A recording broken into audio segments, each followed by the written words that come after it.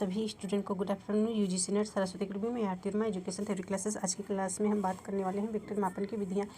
व्यक्तित्व मापन विधियाँ, व्यक्तित्व क्या होता है, व्यक्तित्व के प्रकार क्या होते हैं, ये हमने आपको बता ही दिया है। यहाँ पे देखेंगे व्यक्तित्व मापन विधियों का उद्देश्य होता है व्यक्ति के विभिन्न मानसिक और भावात्मक तत्वों को मापना। ठीक है, यह समझना होता है। यानी कि कहने का मतलब ये हो गया कि व्यक्तित्व मापन विधियाँ क्या होता है, तो ये होता है कि मानसिक और भावात्मक पक्षों को जो है मापना, या कह सकते हो जो मापते हैं।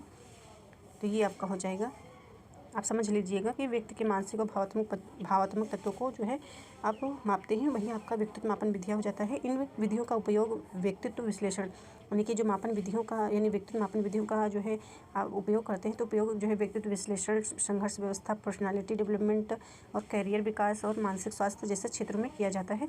कुछ प्रमुख मापन विधियाँ कौन कौन सी थी? प्रक्षेपी विधि हो जाएगी, अप्रक्षेपी विधि हो जाएगी, जो आप डिटेल में पढ़ेंगे थोड़ा सा। यहाँ पर आप देखिएगा अच्छे से। प्रक्षेपी विधि क्या होती है, सबसे पहले जानना जरूरी है। तो प्रक्षेपी शब्द जो है सिगमंड फ्रॉइड ने दिया है सबसे पहले। अपनी बातों, यानी कि जो प्रक्षेपी विधि होती है, तो अपनी बातों, विचारों, भावनाओं, अनुभव आदि को स्वयं ना बताकर किसी अन्य उद्दीपक या पदार्थ के माध्यम से व्यक्त करना होता है।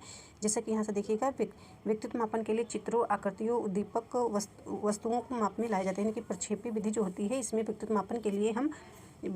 मापन के लिए जो है हम चित्रों का उपयोग करते हैं, आकृतियों का और उद्दीपक वस्तुओं का जो है वस्तुओं को काम में लाते हैं। जैसे कि ये आपका टीआईटी परीक्षण हो गया, सीआईटी हो गया और एसएटी हो गया, आईबीटी हो गया और ये एसटी हो गया।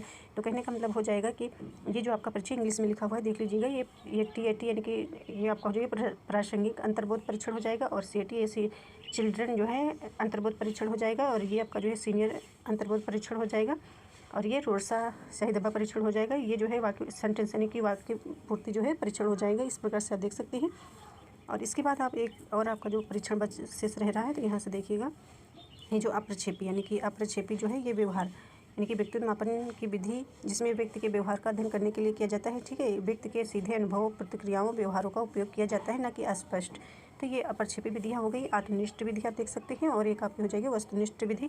आत्मनिष्ठ विधि आपकी जो है अवलोकन विधि है, ठीक है, साक्षात्कार है, अंतर्दर्शन है, जीवन इतिहास है।